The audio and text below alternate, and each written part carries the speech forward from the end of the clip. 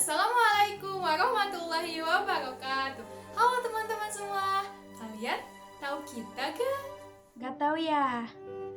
Ya udah, kita perkenalan dulu ya. Perkenalkan, nama saya Nagila Nadifa dengan NIM 2004061. Di sini saya bersama dengan dua rekan saya, yaitu Hai, saya Naili Nur Cahyani dengan NIM 2004629. Dan saya Adia Zahra Insani dengan NIM 2007494. Kami dari jurusan Pendidikan Pariwisata kelas 2B. Di sini kami akan membahas mengenai Pancasila modal sosial bangsa di tengah tantangan era revolusi industri 4.0. Tanpa berlama-lama, check this out.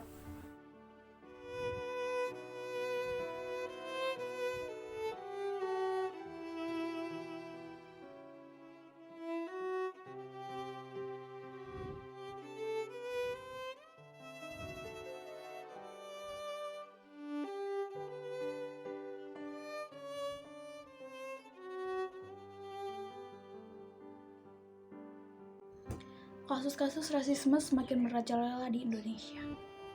Rasisme berpikir bahwa nilai seseorang itu ditentukan oleh unsur-unsur etnisitas dan biologis yang lahir bersamanya. Sehingga menurut paham rasisme, masyarakat yang rasnya lebih unggul perlu dipisahkan dengan rasnya yang lebih rendah. Persoalan rasisme semacam itulah yang tampaknya masih belum beranjak dari ibu pertiwi. Tidak ingatkah kita bahwa kerusuhan Mei 1998 di Jakarta yang menyasar pada ras atau etnis Tionghoa merupakan bukti nyata sentimen sebagian masyarakat kita terhadap ras yang kita aniaya itu. Contoh lainnya masyarakat Papua. Berbagai kasus pembantaian, pembunuhan, dan kejahatan hak asasi manusia dilandasi dengan rasisme. Sedangkan kita sudah mempunyai landasan negara yaitu Pancasila, di mana yaitu sila kedua kemanusiaan yang adil dan beradab. Rasisme ini sangat bertentangan dengan Pancasila. Kita diundang untuk saling mencintai dan memahami sesama manusia Indonesia yang berbagai warna kulit, ras, dan suku. Pancasila sebagai filsafat hidup, bangsa Indonesia memberi konsekuensi logis. Melihat rasisme sebagai musuh yang harus kita perangi dan dienyahkan dari kehidupan kebangsaan kita. Sekalipun tidak mudah, tapi bukan berarti itu tidak mungkin. Dengan semangat solidaritas, bangsa Indonesia, mari kita lawan rasisme di Indonesia. Viral sebuah video di media sosial dugaan adanya pemaksaan penggunaan jilbab atau kerudung di sebuah sekolah menengah kejuruan SMK Negeri 2 Kota Padang, Sumbar. Terus kalau solusinya, menurut Bapak kalau dia nggak ada siap, apa tindakan sekolah?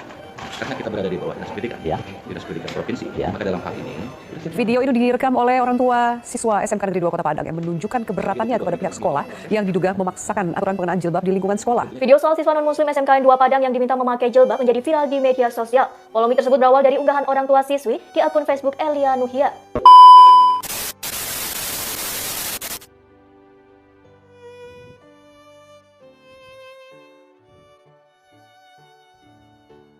Nah, kasus pemaksaan pemakaian jilbab kepada siswi non-muslim di SMK Negeri 2 Padang ini menjadi viral setelah sang ayah dari siswi berinisial JH ini melakukan secara langsung di akun Facebooknya pada tanggal 21 Januari 2021.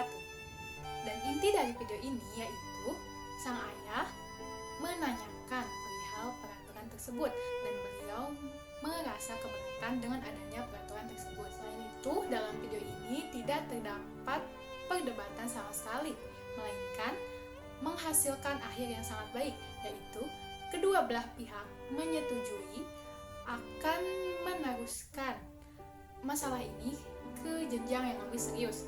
Untuk pihak sekolah, mereka bisa meneruskan masalah ini ke dinas pendidikan. Dan untuk sang ayah atau sang orang tua wali dari siswi berinisial JH ini dapat meneruskan masalah ini ke Komnas HAM. Dari kasus ini, maka dapat kita simpulkan bahwa kasus ini bertentangan dengan modal sosial di dalam nilai-nilai kemajemukan yang dimana harus ada rasa hormat terhadap hak asasi yang dimiliki oleh setiap individu.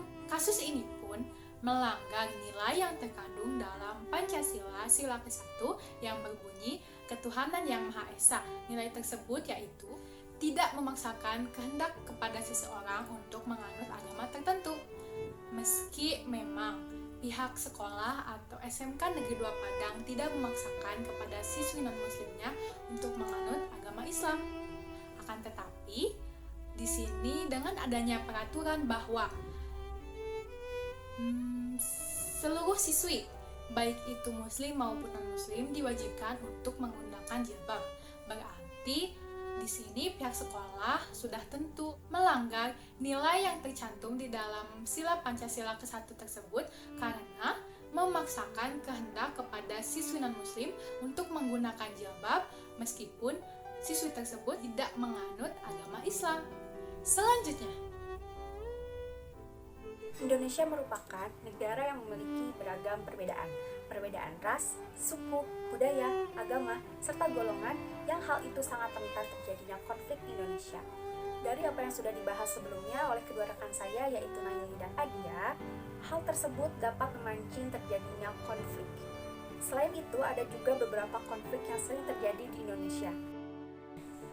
Seperti halnya tawuran antar warga karena persoalan sengketa lahan, serta tawuran antar pelajar yang ironisnya aksinya sudah direncanakan melalui media sosial. Dan yang lebih parahnya lagi, pada saat Pilpres beberapa waktu lalu, terjadinya perang dingin antara golongan satu dengan golongan yang lainnya. Perang dingin ini terjadi penyebaran hoax dan berita yang simpang siur yang disebarluaskan di beberapa platform media sosial untuk saling menjatuhkan satu sama lain.